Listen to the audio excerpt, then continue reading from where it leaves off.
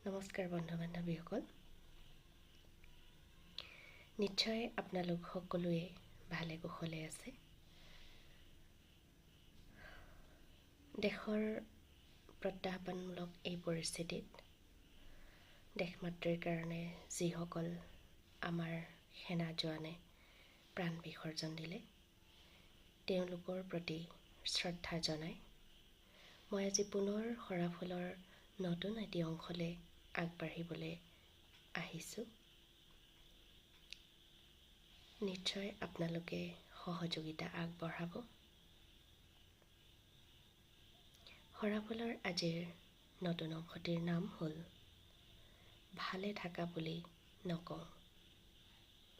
আহকচোন বন্ধু বান্ধৱীসকল, সৰাফুলৰ আজিৰ নতুন অংশটিলে আমি একেলগে আগবাঢ়ো আৰু অনুভৱ কৰোঁ সৰাফুলৰ অনুভূতিবোৰক।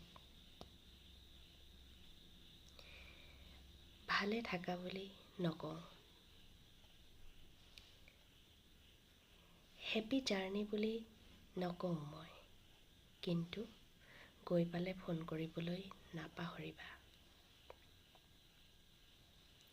ৰাতি 12 বজাত হেপী বাৰ্থডে ক'বলৈ তাৰিখ মনতেই নাথাকে মোৰ, কিন্তু দিনটোৰ শেষত আজি কি কৰিলা মোক ক'বই লাগিব।